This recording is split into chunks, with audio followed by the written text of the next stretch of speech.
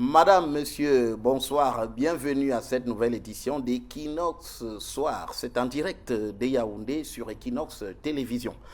Triste réalité que celle des étudiants et migrants camerounais et plus généralement subsahariens en Tunisie actuellement. On les voit littéralement traités en rebut de la société, jetés en pâture dans le désert de la Tunisie, aux confins de la Tunisie et de la Libye, où personne ne semble se préoccuper de leur sort. On parle même de violence jusqu'à Tunis, la capitale de la Tunisie.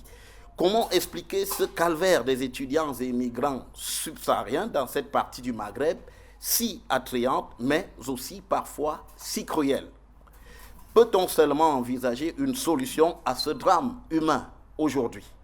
Ce soir, 4 invités nous aident à démêler les chevaux autour de cette problématique. Il s'agit de Ferdinand Koungou. Bonsoir Ferdinand Koungou. Bonsoir Guy, bonsoir à tous mes companélistes et bonsoir à nos millions de téléspectateurs. Merci d'avoir accepté notre invitation. Vous êtes le représentant du RDPC sur ce plateau. Tout à fait, le grand parti national. D'accord, merci encore d'être là. Également présent ce soir avec nous sur ce plateau, Eric Tchabon. Bonsoir. Bonsoir Guy. Vous êtes le coordonnateur, vous êtes le régional, secrétaire régional MRC Centre 1. Voilà, Centre 1 qui renvoie. Fundi et la Mifou Famba. D'accord. Et c'est l'occasion aussi de saluer mes co-panélistes, mais aussi les militants de MRC qui se déploient tous les jours sur le terrain pour assister à l'ECA dans l'exercice d'inscription massive des Camerounais sur la liste électorale. Il y a aussi nos militants qui sont toujours incarcérés dans les prisons, et surtout nos prisonniers politiques. Il s'agit du côté de Kondengui et aussi de la Nouvelle. Donc je les salue tous. Ok, merci d'être là ce soir avec nous pour cette édition d'Equinox ce soir pour le compte du MRC. Présent également sur ce plateau ce soir, le représentant du PCRN, Yaya Bello Dalaïlou. Bonsoir. Bonsoir, monsieur Kizogo. Bonsoir aux copanélistes avec qui nous allons partager ce plateau. Et bonsoir aux nombreux Camerounais qui sont en train de nous suivre tant au Cameroun qu'à l'international. Évidemment, je ne veux pas trahir la tradition. Je vais adresser un bonsoir à tous mes camarades du Parti camerounais pour la réconciliation nationale qui sont en train de nous suivre ce soir. Merci d'être là pour le compte de votre parti politique, le PCRN. Et enfin, 4e et dernier invité sur ce plateau ce soir, Alain Robert Lipoti. Bonsoir. Bonsoir Guy, bonsoir aux nombreux téléspectateurs d'Equinox Télévision, bonsoir aux co-panélistes, bonsoir à tout le monde en tout cas. Alors, vous êtes auteur, vous avez notamment écrit cet ouvrage que nous voyons là à l'antenne, cet ouvrage qui s'intitule De Yaoundé à Melilla, cahier de mon aventure. Il s'agit vous-même, vous avez tenté cette aventure. Je n'ai pas envie de dire qu'il a tourné court, mais sauf que vous êtes revenu au pays, probablement ayant vu beaucoup de choses. Nous allons partager cette expérience avec vous ce soir, mais vous êtes également le président d'une ONG qui s'appelle oui, AREC, c'est Association des rapatriés et des luttes contre l'immigration quand juge Cameroun, la toute première depuis 2008, formée des migrants rapatriés qui acceptent de parler de cette question à visage découvert il y a 15 ans pratiquement. Et nous sommes très embêtés de constater que cette situation perdure. Mais j'espère que ce soir encore, nous allons essayer de dire quelque chose pour que les consciences puissent plus ou moins être, puissent être soutenues par ce que nous allons dire pour pouvoir et veiller aussi peut-être pour ne pas toujours emprunter ce chemin qui est souvent dramatique, comme on le voit encore cette fois-ci. Merci, monsieur, d'être présent ce soir avec nous sur ce plateau d'Equinox ce soir. Première question, quelle est la situation? Quelles sont les dernières nouvelles que nous avons de Tunisie? Alain Robert Lipoti, comment ça se présente? Il faut tout simplement dire que c'est une situation dramatique. Il faut rappeler que ça remonte en mars de l'année en cours, quand le président tunisien a tenu un discours xénophobe à l'endroit des subsahéliens qui vivent en Tunisie, parce qu'eux, ils nous traitent des Africains. Selon eux, ils ne sont pas des Africains, c'est nous, les Noirs, qui sommes des Africains. Et on a vu tout ce qui s'est passé, des refoulements, on ne tenait pas compte que vous êtes étudiant ou que vous êtes migrant ou réfugié. On renvoyait tout le monde à la frontière et tout. Il y a eu beaucoup de morts. Et il y a également une résurgence qui s'est produite il y a 3 ou 4 jours déjà. Il y a beaucoup de morts. Vraiment, c'est incroyable. On parle de près de 60 morts à l'heure qu'il est. Oui. Vous confirmez ces chiffres? C'est un chiffre... vous m'avez fait parvenir aussi une vidéo qui était assez problématique et qu'on voit dans les réseaux sociaux ces jours-ci. Oui, en fait, 60 morts, c'est les médias apparemment qui donnent ce chiffre qui semble être plus ou moins à côté de la réalité. Mais il faut dire que quand vous entendez 60 morts de manière officielle, il faut multiplier ça parfois fois 10. Parce que c'est ce qu'on a vu. On n'a pas vu ce qui se passe en banlieue, on ne sait pas ce qui se passe dans les quartiers. Donc c'est dramatique. Je vais dire tout simplement que la Tunisie est là en train de violer 2 instruments internationaux des droits de l'homme, notamment la Charte africaine des droits de l'homme et des peuples en article 5, qui est très clair en disant que tout individu a le droit au respect de la dignité inhérente à la personne humaine et à la reconnaissance de sa personnalité juridique. Toute forme d'exploitation, d'avilissement de l'homme, notamment l'esclavage, la traite des êtres humains, la torture physique ou morale et la peine ou les traitements cruels inhumains ou dégradants sont interdits. Ça, c'est la Charte africaine des droits de l'homme. Maintenant, il y a aussi la Déclaration universelle des droits de l'homme en article 13 qui dispose « Toute personne a le droit de circuler librement et de choisir sa résidence à l'intérieur d'un État. » Alia 2, toute personne a le droit de quitter tout pays, y compris le sien, et de revenir dans son pays.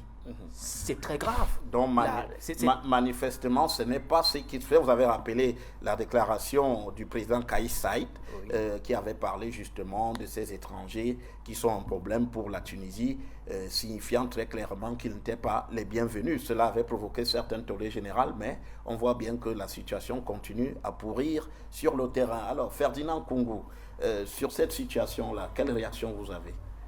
C'est triste en 2023 que des êtres humains soient aussi intolérants. Il s'agit d'aller de l'intolérance. Il s'agit peut-être aussi d'égoïsme, puisque comme ils sont dans leur pays, ils essaient de protéger les acquis qu'ils ont. Puisque comment est-ce qu'on actionne ce type de réaction? La plupart du temps, c'est des pouvoirs nationalistes qui, quand ils sont dans une position fébrile ou fragile, manipulent un peu les esprits en disant « vous êtes en difficulté, nous avons des difficultés parce que nous sommes envahis ». Et c'est comme ça qu'on déclenche ça. Bon, si vous avez des intelligences ourdies avec certains pays de l'espace Schengen qui, évidemment, trouvent que ça vient s'agglutiner en Tunisie, en Libye et en Algérie pour se préparer à traverser et que l'argent pourrait circuler pour que ces pays créent des situations pour empêcher que les gens traversent, vous avez ces tragédies. Oui, il faut quand même rappeler, peut-être, comme vous le dites, la situation intérieure de la Tunisie expliquerait pour beaucoup cette situation, puisque la révolution de 2011 ne semble pas avoir porté les fruits qu'on espérait. Le départ de Ben Ali, est-ce qu'il a vraiment donné ce qu'on attendait finalement, et on se réfugie, ne se réfugie-t-on pas derrière cela? Non, disons que c'est la continuité du départ de Ben Ali. C'est-à-dire que ceux qui ont pris le pouvoir après, qui étaient censés donc régler tous les problèmes qu'on reprochait à Ben Ali, n'ont pas pu le faire. Ils ont rapidement versé dans le nationalisme et ils accusent la plupart du temps, c'est l'étranger. Quand vous suivez Kais Saied, c'est même des déclarations très dures. Je crois que l'Union africaine, à un moment ou à un autre, devrait s'élever pour aller lui faire 2-3 rappels.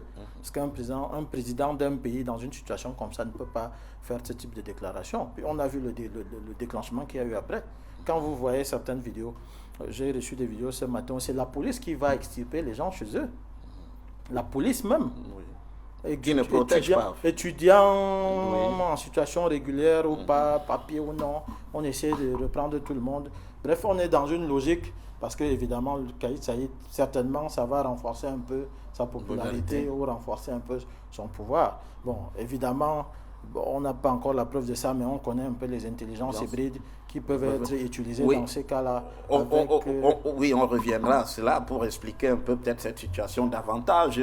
Alors, Yaya Bello Dalailou, sur cette question. Je rappelle quand même qu'on a 20 000 subsahariens qui sont en Tunisie en situation irrégulière. Ça, c'est des chiffres de 2022. On a 2 000 étudiants camerounais qui s'y trouvent.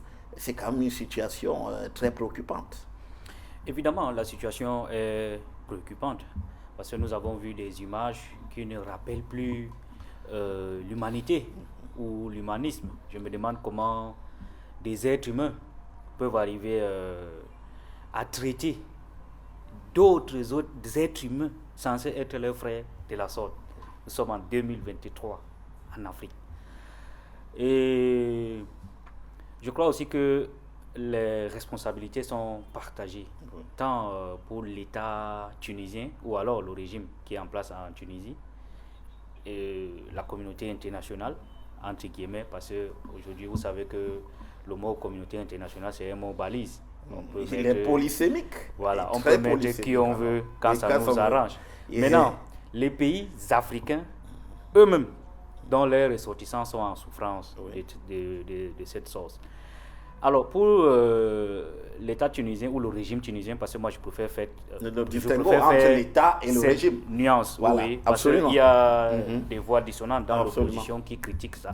Alors, je suis d'accord avec Ferdinand Congo qui dit que la plupart des régimes nationalistes, enfin d'inspiration idéologique nationaliste ou ultranationaliste, ont souvent tendance à s'arc-bouter sur la xénophobie pour faire asseoir les légitimités en interne.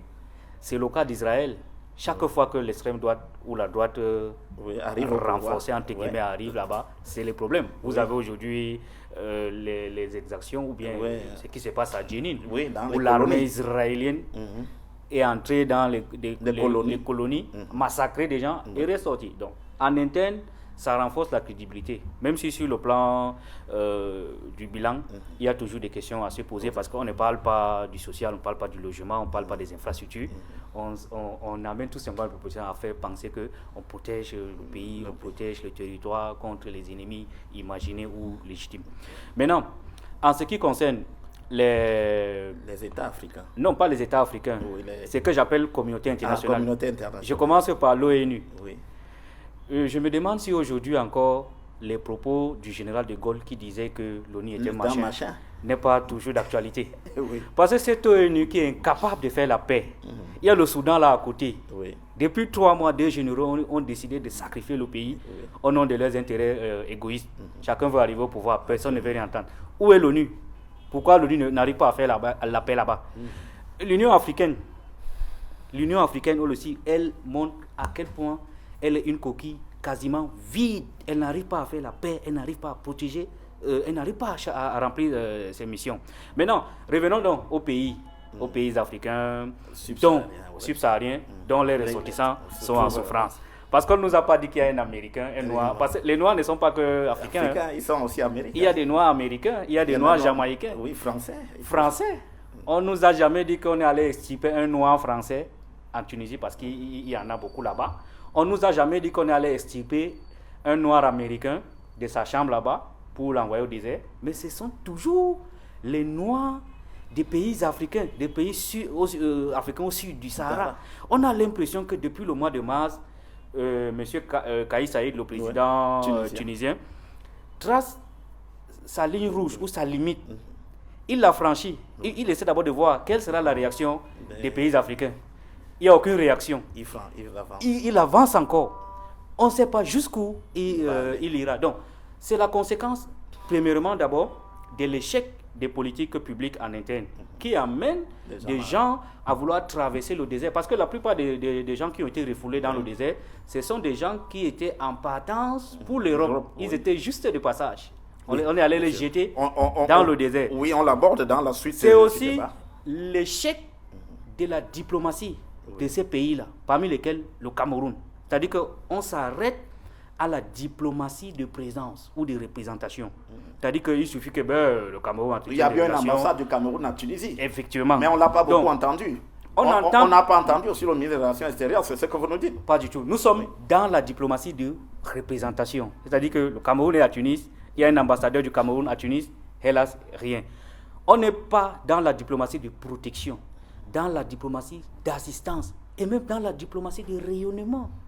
Il y a quelques jours, nous étions tous fiers ici de recevoir un de nôtres, Kylian Mbappé. Voilà. C'est-à-dire que voilà les produits que nous n'avons pas fabriqués, entre guillemets, mais dont nous nous réjouissons. Alors que ceux de nôtres qui prennent la route dans le désert, c'est parce que il n'y a pas d'espérance. Oui. On va vraiment invoquer tout à fait. Voilà. Donc, il y a Bello Dalelo, on l'a suivi là. On va donner la parole à Eric Jabon. On reviendra sur les raisons justement de ces déplacements des populations subsahariennes du côté, comment elles se retrouvent dans le Maghreb, notamment en Tunisie. Eric Jabon, alors justement, on met les pieds dans le plat sur la question de ces déplacements-là. Qu'est-ce qui explique pourquoi autant d'attrait pour quitter le pays? D'abord, je vais rejoindre mes co-panélistes pour critiquer le gouvernement de la Tunisie qui a pris une position xénophobe et extrême, qui fait en sorte que les sous-sahariens, les ressortissants de l'Afrique sous-saharienne sont victimes d'une xénophobie. On a vu ça une partie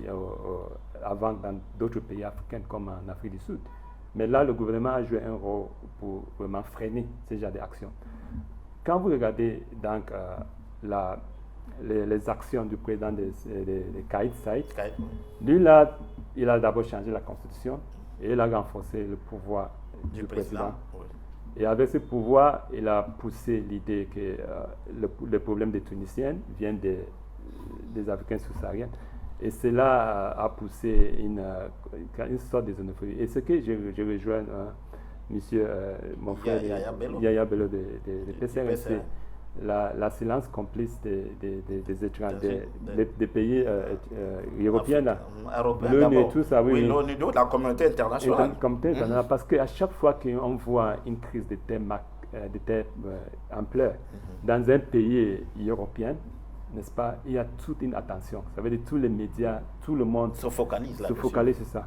Mais quand c'est dans l'Afrique subsaharienne, c'est presque oublié. Vous pouvez suivre les journaux. Maintenant, donc nous sommes obligés, il faut que les Africains comprennent que notre destin reste dans notre main. On ne peut pas espérer que ça vienne d'ailleurs.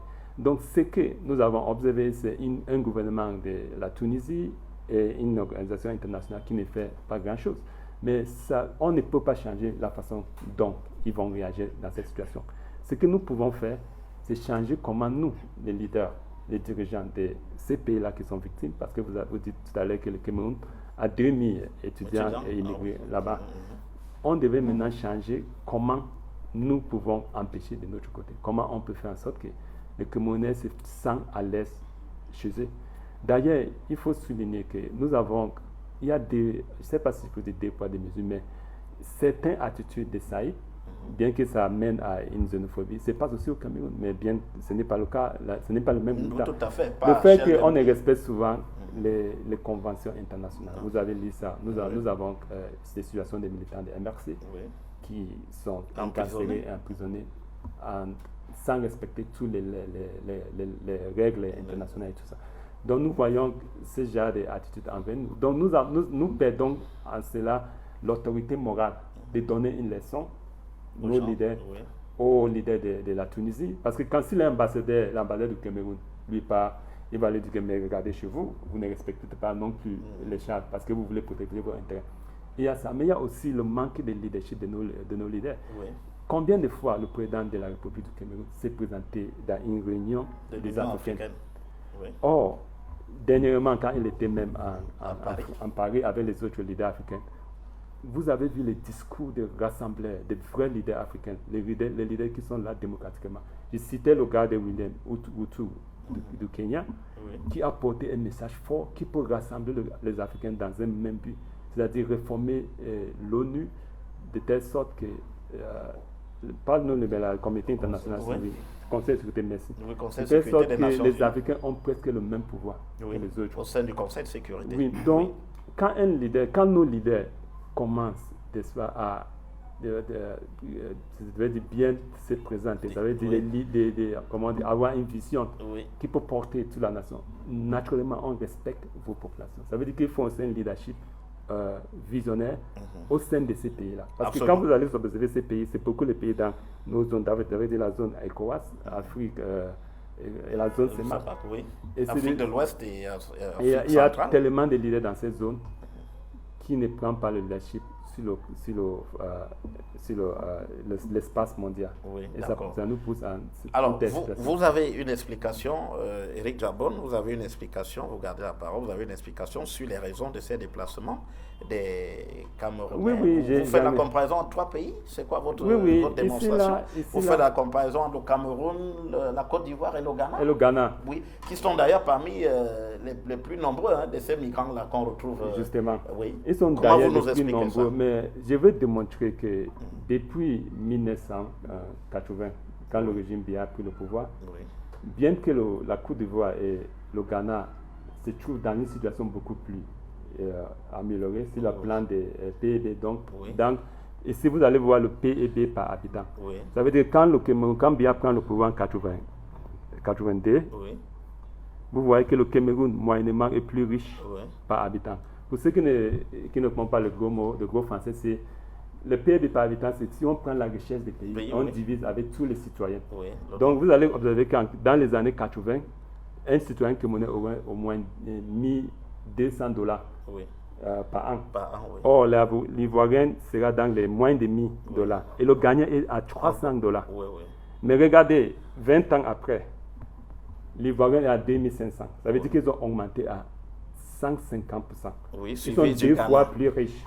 Le Ghana qui était à 300, ils sont à près de 2000. Donc le Ghana est 5 fois plus riche. Et le Cameroun, le Cameroun à 1200, on est à quoi de 1400. Ça veut dire que le Cameroun est presque stagnant. Ça veut dire que nous avons, et quand vous allez lire, ça vient sur le site de la Banque mondiale qui explique, et c'est juste un index d'analyse. Vous pouvez prendre index de développement humain, vous pouvez prendre expérience de vie, tout ça. Vous allez constater quelque chose avec le Cameroun que nous piétinons. Nous sommes super. Et ça explique donc pourquoi les gens ont tendance à partir. On ne crée pas la richesse au Cameroun. Le Cameroun est plus loin. On ne crée pas assez de richesse au Cameroun. Ça veut dire que le Cameroun, le taux de pauvreté au Cameroun, c'est 55%. Les jeunes Camerounais sont pauvres. Et malheureusement, parce qu'ils ne trouvent pas l'opportunité ici, ils cherchent ailleurs pour aller se trouver. Et parfois, ils se trouvent dans les pays comme la Tunisie. Ah oui, absolument. Alors, on vous a bien compris dans votre démonstration. Ferdinand Koungou, vous êtes interpellé là. On n'a pas créé des richesses suffisamment en 82 et 2023, ce qui pousse les jeunes à aller à l'extérieur se chercher. Ça explique tout. Si vous partez questionner le nombre de migrants qu'il y a en ce moment en Tunisie, vous trouverez plein d'Ivoiriens et plein de Ghanéens. Pourtant, ils auraient le PIB plus élevé que le Cameroun. L'immigration, c'est des choix. C'est-à-dire que parfois, on décide de sortir, pas parce qu'on n'a pas la solution où on se trouve, mais parce qu'on a envie de sortir peut-être par snobisme, par suivisme, parce que peut-être on est omnibulé par ce qu'on nous a vendu. Peut-être on croit qu'on peut mieux réussir là-bas quand même. Même quand même on peut le faire ici, puisqu'il y a des Américains qui décident d'aller s'installer en Chine. Donc vraiment, on ne peut pas rentrer dans des questions économiques. Souffrez que je parle. Souffrez que je parle. Monsieur Koungou a la parole. Voilà, souffrez que je parle. Donc c'est des questions de choix. Puisque vous allez voir des gens qui investissent des fortunes pour partir. Il y a des gens qui vendent des maisons, qui vendent des terrains. Il y a des gens qui abandonnent l'emploi. C'est-à-dire que quelqu'un est professeur de lycée, c'est A2 la fonction publique, il abandonne quand même ses matricules pour sortir, souffrir. Justement, ça peut donc être un choix. Souffrez que je parle, je ne débat pas avec vous. Non, je veux juste rajouter quelque chose. Parce que le taux de vie a augmenté à plus de 200%. Mais la richesse est moins de 15%. Oui, d'accord. Vous avez la parole. Souffrez que je parle. Vous allez relancer. Vous pouvez relancer, oui. Voilà. Souvent, la plupart du temps, c'est des choix, comme j'ai dit. On rentre maintenant dans les questions de migration. Les questions de migration ont une solution au niveau de la gestion globale du monde. Malheureusement, vous avez le jeu des puissants, le jeu des moins puissants. Sur le jeu des puissants, vous avez semblé mettre un peu en cause le rôle des pays Schengen. Vous dites qu'il y a une certaine... Non, il y a une volonté dans la majorité des pays de l'espace Schengen d'empêcher au maximum que nous arrivions chez eux. Parce qu'eux-mêmes, ils ont une conjoncture qui est difficile. C'est une zone qui est en crise. Oui, depuis le Covid. C'est une zone qui est en crise. On a enchaîné avec... Alors, qu'est-ce qui se passe en ce moment-là? Et on trouve des techniques qui peuvent être parfois très vicieuses pour empêcher que les gens arrivent. et que les pays les plus proches, c'est les pays frontaliers, enfin disons que c'est la mer, hein, c'est un bras de mer qui sépare les pays comme la Tunisie, le Maroc et l'Algérie avec la France, le Portugal et l'Italie. La plupart du temps, et l'Espagne, c'est parfois 60 km. Oui. Donc il y a donc ces intelligences-là. Parce qu'on a des étudiants. Vous pouvez m'expliquer pourquoi on s'en prend à un étudiant? Un étudiant a quand même un statut. Oui. Il s'est inscrit à une université, il va à l'école, il est installé quelque part. Qu'est-ce qui pousse les gens à s'attaquer à celui-là? C'est parce que justement on a fait croire à tout le monde que si vous avez des difficultés d'emploi, si vous avez des difficultés d'existence, c'est parce qu'il y a déjà plus de gens dans votre pays que vous. C'est eux qui occupent vos places, c'est eux qui absorbent le produit national. C'est de ça qu'il s'agit. Les politiques, je vous dis, vous savez à quel niveau la gestion du monde par les puissants est vicieuse.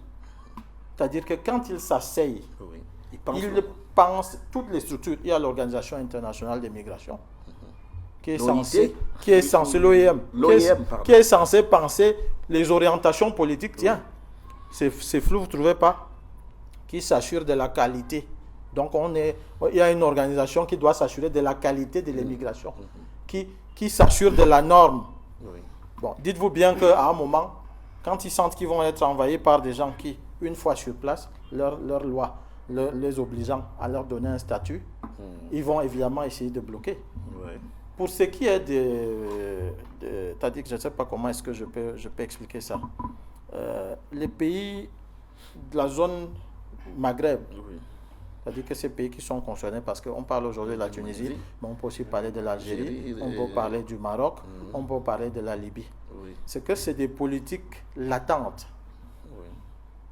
d'empêcher que tous ceux qui ne sont pas de leur communauté, entre guillemets, s'installent définitivement dans leur pays. C'est-à-dire qu'à un moment ou à un autre, si vous vous installez en Tunisie, à la 15e ou à la 20e année, on va essayer de vous casser les pieds pour que vous partiez. Ça, c'est clair. C'est-à-dire que parce que moi, j'ai des proches qui s'y sont installés, qui sont revenus sans rien du tout. Nos leaders, comme vous dites, parce qu'ils parlaient tantôt des leaders, ils parlaient de... Mais le président kenyan n'a fait que répéter ce que Jacob Zuma disait déjà en 2000, ce que Paul Biya a dit en 2004-2006, sur la réforme du Conseil de sécurité de l'ONU. Allez retrouver les archives. Mais il s'agit là d'un outil, d'un élément de puissance, où les puissants dictent leurs lois aux faibles. Si on réforme cet outil et qu'on donne le droit de veto à un groupe de pays africains, dites-vous bien qu'il y a un ensemble de résolutions qui ne passeront pas. Le droit de veto étant bloque tout le monde. Évidemment qu'on va vous faire du dilatoire, on va traîner pour que ça n'arrive pas. Tout à fait. Alors, Alain Robert Lipoti, vous soulignez, dans votre argumentation, le rôle de la Libye, de Kadhafi notamment, qui a fait sauter comme un verrou avec sa chute. Oui, ce que je voulais dire à ce sujet, c'est que les gens ne se rappellent peut-être pas qu'à l'époque où Kadhafi vivait, il n'était pas possible de parler de la migration noire africaine en Libye. Ce n'était pas possible. Il y avait une sorte de ceinture totalement barricadée au point où très peu d'Africains, migrants irréguliers subsahariens, atteignaient les zones du départ. Ça, c'est une chose. Mais avant de revenir, je vais essayer, n'est-ce pas, de répondre aux préoccupations de mes copanélistes. Le PCRN a évoqué le fait que notre diplomatie n'est pas assez forte. Il n'y a peut-être pas beaucoup de choses qui sont faites. Mais je lui rappelle que depuis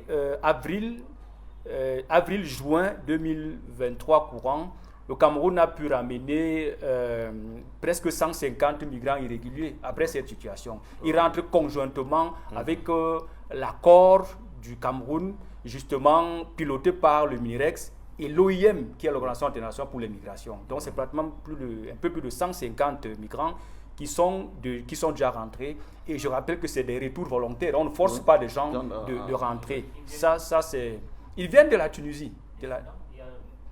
Je vous parle de la Tunisie. Je vous parle. Je sais qu'il y a des problèmes en Tunisie et partout ailleurs, au Soudan, mais je vous parle de cas spécifiques. Comparé aux chiffres des Camerounais qui sont mis dans le désert. Vous avez le chiffre des Camerounais qui sont mis dans le désert? Ces chiffres, comment vous faites pour les avoir? Non, vous avez estimé tout à l'heure là. Oui, bon, je suis en train de vous Alors, parler. 150 par rapport aux chiffres que vous venez de Non, dire oui, tout à bien l'heure. entendu que Oh, ce non, n'est bien. pas important, Je ce n'est voulais pas juste- assez. je voulais Non, juste vous c'est faire juste ça, les vous voulez dire Oui, que c'est je l'ai quelque noté. chose. J'étais en train de Vous dire voulez relever quand que même ce les gens résultat. ne dorment On estime pas, que c'est comme suffisant. ils estiment le dire. Il y a Oui. quand même quelque chose qui est en train d'être fait. C'est ce que je voulais Bon, dire. c'est suffisant. Bon, maintenant, non, on ne peut pas dire que c'est suffisant. On peut dire peut mieux faire, mais il y a quand même ok. quelque chose qui est en train d'être fait. Moi, je ne viens pas sur un plateau d'échange pour prendre position sur des questions politiques et des choses que je considère d'apologie, quelquefois politique ou des hommes. Pour moi, ça n'a pas vraiment un sens parce que ce que nous parlons est plus important que les problèmes d'individus sur des questions politiques. Maintenant, je vais au niveau du PCR, de MRC, qui a évoqué le fait qu'il faut créer des richesses. Oui, je suis tout à fait d'accord avec lui. Le problème, c'est qu'il faut créer des richesses. Et je fais une similitude avec mon copanéliste du MRC, du RDPC, oui. qui parle d'un grand nombre qui partent, qui ne sont pas toujours... Non, je vais lui rappeler que la plupart des migrants qui partent, à plus de 70-80%, vont à cause des problèmes économiques. Ça, c'est très clair. On ne peut pas dissocier cela. Donc, on va revenir sur des questions d'employabilité, des questions de vision, des questions de gouvernance. Ça, c'est très clair. Mais là, il y a une image que j'ai vue il y a 2 ou 3 jours, en tout cas sur les réseaux sociaux. Je me suis rendu compte qu'il y a un député de la nation, un député de la nation, je crois, du PCRN, elle est de Douala, je crois, Madame Nourane, qui fait une publicité sur un riz qu'elle importe. Moi, ça a créé un tollé dans ma tête. Je me suis demandé, mais attendez, il se passe quoi dans ce pays? Finalement, que pensent nos dirigeants? Moi, je pensais plutôt que avec des problèmes qu'on connaît depuis un certain temps en Ukraine et autres qui ont créé de sérieux problèmes en termes des produits alimentaires, on a essayé de démontrer, d'ailleurs c'est depuis la nuit des temps avec par exemple M. Bernard Djongang, que le riz pousse au Cameroun, que le bleu pousse au Cameroun. Je m'attendais que Honorable se retrouve sur une posture de production. Vous n'êtes même pas d'abord sûr de quel honorable il s'agit. Voilà. Mais je vous parle du député. Député Nourane Foster. Alors, donc vous voulez... Monsieur, moi, je vous ai Est-ce pas que vous coupé ne la faites pas parole. aussi à Et rebours? maintenant, Est-ce que vous ne faites pas à rebours même ce si, que vous quel que soit voulez, l'honorable dont il est question, reprocher? est-ce que c'est aux honorables députés Oui. de renverser la vapeur, enfin la tendance qui voudrait qu'on importe tout ce qu'on consomme? C'est à un député de le faire. Ce que je voulais dire, c'est que si on fait les affaires, il est mieux en fait, d'orienter les affaires. Il s'agit de l'honorable Nourane. Alors, ok, on vous a compris Il est sur la mieux de question. de- Alors, Alain Robert Lipoti, on parlait, avant que vous ne fassiez vos démonstrations, on parlait aussi tout à l'heure du rôle de Kadhafi. Expliquez-nous un peu, explicitez-nous de quoi il était question et comment est-ce qu'il a empêché justement que tout cela ne survienne et qu'on voit bien aujourd'hui que son départ est quelque peu catastrophique. Oui, c'est très clair que Kadhafi, à son époque, je l'ai très bien souligné, il contenait la migration subsaharienne en Libye. Je vous dis que les subsahariens n'atteignaient même pas les pays, les villes du départ, c'est-à-dire les villes d'embarquement. Et donc, cela était aussi dû contre des fortes sommes d'argent qui étaient justement engagées. Et ça, on n'en parle pas beaucoup. Au moment où les problèmes politiques ont commencé, il fallait pas, tout le monde connaît l'histoire. Et il a voulu, n'est-ce pas, se retirer pour prendre le côté de l'Afrique. Et c'est là où tout a commencé. Aujourd'hui, la Libye n'est plus un pays. C'est un pays c'est un no man's land, comme on dit. Ça va dans tous les sens. Et cette conséquence est là aujourd'hui. Y compris la Tunisie, hein, parce que vous êtes sans ignorer que depuis quelques années, on n'en parlait pas. C'était hermétiquement fermé là-bas. Aujourd'hui, la Libye n'est pas un pays, je l'ai dit aussi de me répéter. Et il faut aussi dire qu'il y a beaucoup de migrants sud-sahariens qui sont en Afrique du Nord, au Maghreb notamment. Et il y a aussi cette question des trafiquants d'êtres humains. Oui. Parce que ça, on n'en parle pas beaucoup. Il faut dire que cette migration irrégulière génère des sommes d'argent inimaginables. C'est-à-dire, non seulement les migrants meurent dans l'eau, les gens ne le savent peut-être pas, mais on extrait leurs organes pour un commerce illégal qui est totalement très lourd en termes de possibilités financières. Et donc, ça, c'est une situation assez compliquée. Vous voyez, nous ne voyons pas ça au premier degré. Il faut voir ça au-delà de ce que nous voyons parce que la traite des êtres humains, il y en a 3 traites dans le monde. La traite le trafic, il y en a 3 trafics majeurs dans le monde. Il y a le trafic des armes, qui est le premier, le trafic de la drogue, puis le trafic des êtres humains, qui génère officiellement chaque année 30 milliards d'euros. Ça, c'est une somme qui donne la chair de poule. Donc, c'est des choses que vous voyez sont effectivement. On a vu un document qui a circulé qui donnait des détails, combien coûte un rein en Afrique, aux États-Unis, combien coûte un cœur aux États-Unis, entre autres. Donc, c'est au-delà de ce que nous voyons. D'accord. Alors, Éric Djabon, sur la question, justement, sur les explications, ces départs-là, on a commencé à effleurer la question. Alors, les pouvoirs en Afrique, vous les accusez de ne pas contenir leur population? C'est que mon ami Congo de RDPC, il a expliqué les choses qui ne dépendent pas de nous, de nos gouvernements.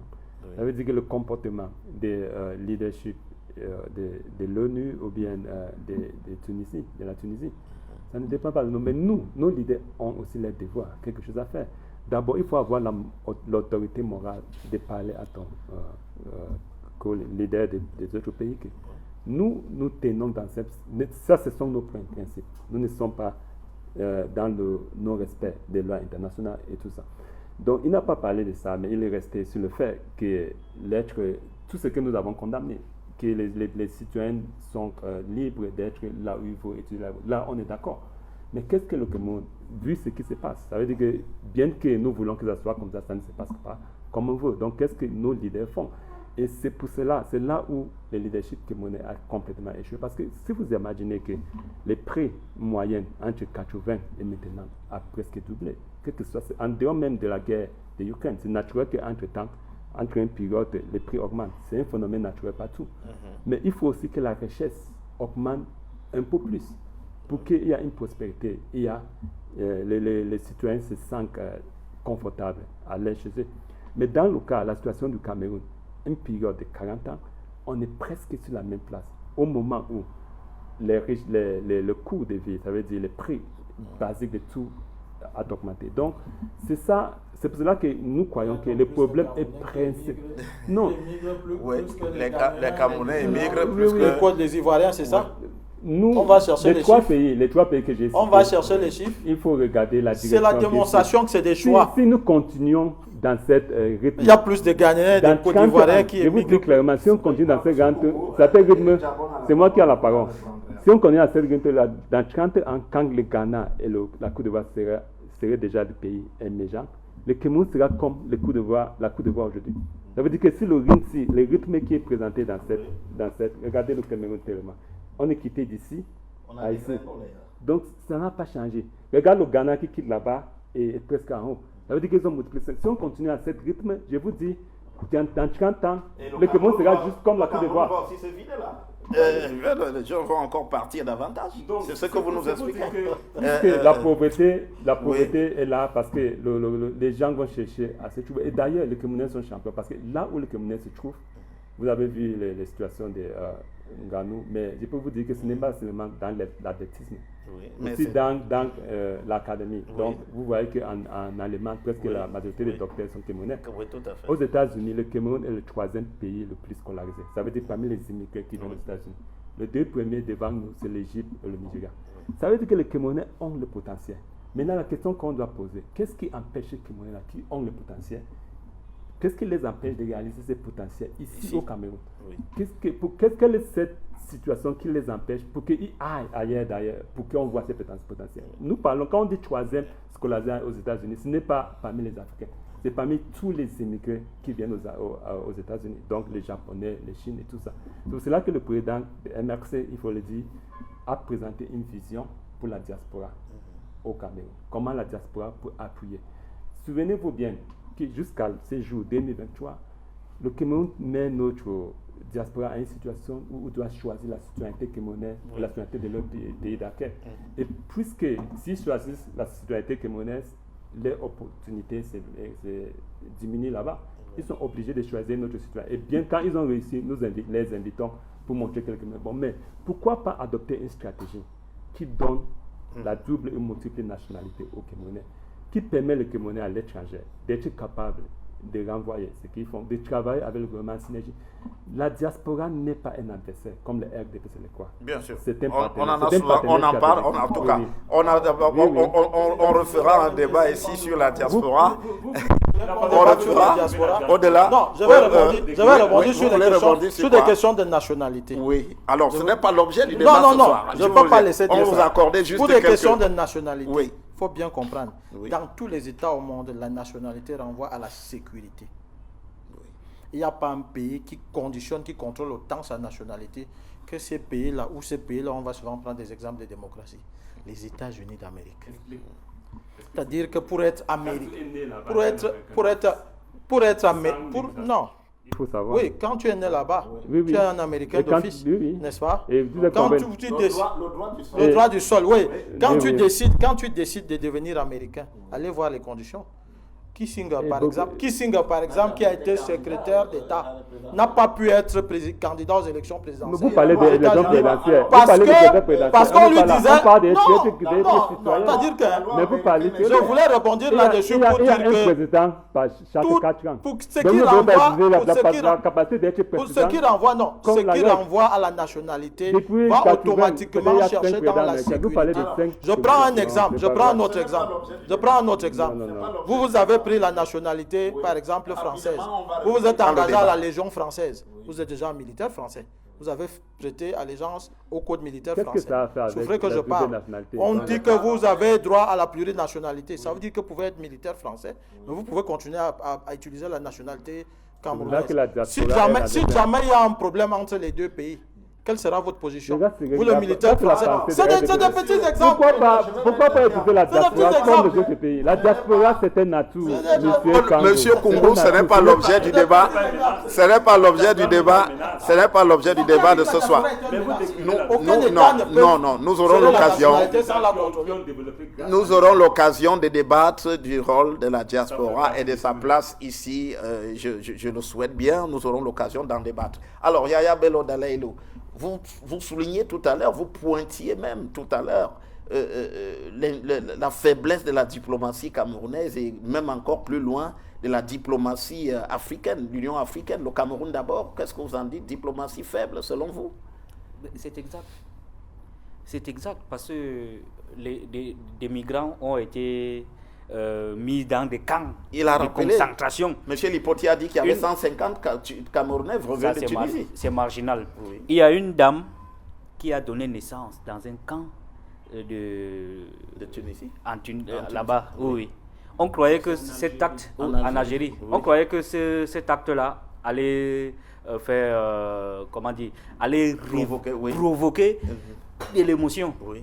Mais hélas. Donc, moi je dis que je reviens sur ce que je disais, c'est la faiblesse de la diplomatie camerounaise et même de ces pays-là en général. Je l'ai dit tout à l'heure, la Tunisie se comporte comme si c'est elle-même qui décide de mettre la ligne à ne pas franchir. Une fois qu'elle franchit la ligne, il n'y a rien, elle augmente, elle va plus loin. Cette fois-ci, c'est les gens qui sont allés chercher dans leur maison et jeter dans le désert, sans aucune forme d'assistance. Donc, où est donc passé notre ambassadeur du Cameroun à Tunis? Nous avons aussi, la Tunisie a aussi une représentation diplomatique ici. La moindre des choses, c'est de convoquer l'ambassadeur tunisien, lui demander qu'est-ce qui se passe avec nos ressortissants qui sont dans votre pays, qui ont été refoulés dans le désert. On a vu l'exemple d'un pays voisin ici, pour ne pas le nommer, le Tchad. Quand il fallait défendre ses intérêts stratégiques, le Tchad n'a pas hésité, le jeune président de la transition tchadienne n'a pas hésité à rappeler l'ambassadeur du Tchad au Cameroun. Dans l'affaire Savannah. Dans l'affaire Savannah. Oui. Pour dire au Cameroun que nous ne sommes pas contents. Ici, c'est nos intérêts stratégiques qui sont en question. Et je crois qu'aujourd'hui, sauf si on va me démentir ici, le Tchad a eu gain de cause dans cette affaire. Non, mais Pourquoi nous, on n'est pas capable, quand il le faut, d'actionner notre diplomatie et de dire à nos pays et frères, amis, parce qu'il y a des Tunisiens au Cameroun qui vivaient normalement, sans souci. Ils pouvaient aussi avoir des réciprocités. Hein. Oui, parce qu'on ne sait pas que la situation peut dégénérer. Oui, sans appeler à cela, mais les Camerounais aussi peuvent se fâcher. Ils disent que qu'est-ce qui ne va pas. Donc, il faut que le Cameroun et ces pays africains-là apprennent aussi à utiliser les leviers diplomatiques traditionnels. Et l'Union africaine aussi, c'est pas... Vous trouvez que c'est aussi... Non, je n'ai pas envie de parler de ce machin entre guillemets qu'on appelle l'Union africaine, qui est incapable de ramener la paix. Au Soudan, par exemple. Au Soudan, pour moi, c'est un petit problème de leadership. Aujourd'hui, ça fait 3 mois, le Soudan est devenu, un mouroir, un enfer à ciel ouvert. Personne ne peut amener les deux messieurs là sur la table pour dire qu'il faut arrêter cela. Il y a quand même la médiation est venue plutôt des États-Unis. Hein. L'Union africaine est incapable de protéger les démocraties. Chaque fois, il y a des coups d'État. Dans certains pays, même des coups d'État se répètent. Chaque année, vous avez un coup d'État. L'Union africaine, elle est impuissante. Je préfère ne pas parler de l'Union africaine. Je préfère donc parler de nous-mêmes ici. Personne, contrairement à ce que Congo disait ici, personne ne se lève un bon matin de son plein gré, prendre la route du désert et de l'océan avec tous les risques qu'il y a pour aller trouver je ne sais quel Eldorado en Europe. Monsieur Gizogo, vous êtes journaliste en fonction à Equinox Télévision. Je ne sais pas quelle mouche peut vous piquer un matin, vous décidez de prendre la route du désert à pied avec tous les trafiquants dont on vient de dire, les trafiquants d'humains, des terroristes et tout. Vous marchez à pied pour aller nager à l'océan et aller trouver un Eldorado incertain là-bas. Vraiment, il faut être fou pour faire ça. Donc, les gens le font parce que ces pays, et la plupart de ces pays, en tout cas on parle du Cameroun, il y a du désespoir. La jeunesse n'a pas d'espoir. C'est-à-dire que vous êtes là, vous êtes diplômé, vous avez souffert, vous avez fait votre école, vous avez été formé, mais il n'y a pas d'emploi. Donc les gens pensent qu'aujourd'hui l'Europe encore c'est un Eldorado. Ils prennent tous ces risques-là pour les faire. Donc c'est pour ça que je dis que ne nous focalisons pas sur là où nous sommes tombés. Mais focalisons là où on a trébuché. C'est ici que ça a commencé. Aucun jeune ne décide d'aller nager la Méditerranée pour aller trouver l'Eldorado ailleurs, si l'Eldorado n'est pas ici, s'il n'y a pas de l'espérance. Parce qu'on ne demande pas du paradis chez nous pour vivre, on ne demande que du minimum pour vivre.